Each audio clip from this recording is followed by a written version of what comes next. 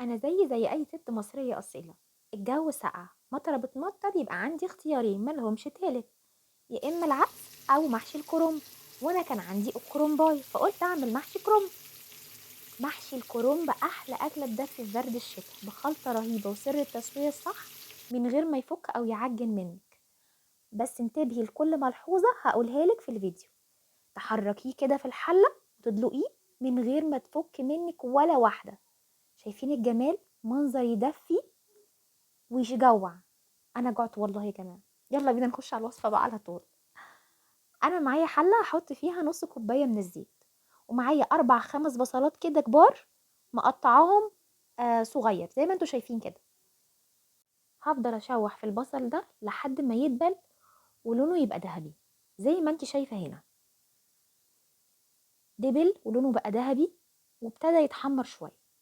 هنزل هنا عليه بمعلقه كبيره من معجون الطماطم او صلصه الطماطم، وهشوحها كويس عشان اشيل طعم اللي هي المواد الحافظه اللي هي التعليب بتاعها. وبعد كده هنزل عليها بلتر من الطماطم المعصوره، وانا مش مصفياها. صلصه خلطه المحشي مش بتتصفى. وهنزل بالبهارات بتاعتي: ملح، فلفل اسود، كمون، بابريكا. والتركه دي لازم تحطيها شويه نعناع، هتاخديهم على ايدك كده وتفركيهم ما بين ايديكي وتحطيهم على خلطه المحشي. الكرنب بالذات هتفرق جدا، بتخلي طعمه حلو بشكل مش معقول. ونسيبها تسبك زي ما انت شايفه كده لحد ما تقصر وتتسبك وتلاقي الزيت فوق الوش كده سبكت معانا. انا مقطعه دلوقتي معايا حزمه من البقدونس والكزبره والشبت، ومعايا نص كيلو من الرز المصري هنزل عليهم بخلطة المحشي اللي احنا عاملينها الصلصة والخضرة. وهبشر بصلاية واحط عليها شوية فلفل اسود وهدعكها كويس، وهنزل عليها على المحشي. هتخلي الخلطة بتاعت المحشي بتاعتك رهيبة. وهحط معلقة تاني من النعناع الناعم، وهظبط بقى الملح بتاعي، وهحط ربع كوباية من الزيت وهقلب ده كله كويس جدا جدا. شايفة الخلطة شكلها عامل ازاي ولونها؟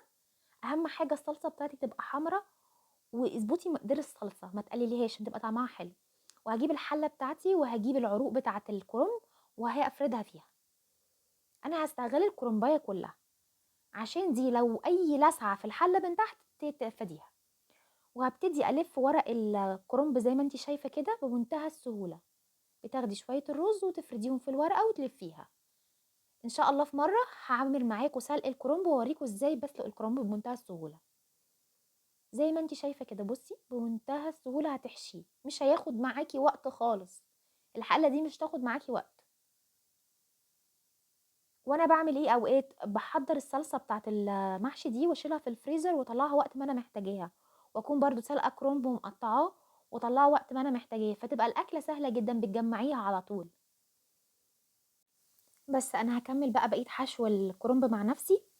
انا عملت كده اول صف، هبتدي اكمل بقيه الحله وهرجع لكم. انا خلصت الحله بتاعتي، هجيب كوبايه من الشوربه بقى كويسه.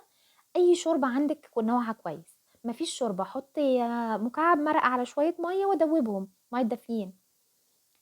انا بحط هنا الشوربه دافيه، انا بحطها توصل لقبل الصف الاخير. ما تغطيهوش قوي عشان ما يعجنش معاكي. وحطي الحله على درجه حراره متوسطه، يعني يخلي النار بتاعتك متوسطه عشان ما يفتحش الوش اللي فوق. ولا طبق ولا يحزنون، ما تحطيش اطباق ولا اي حاجه.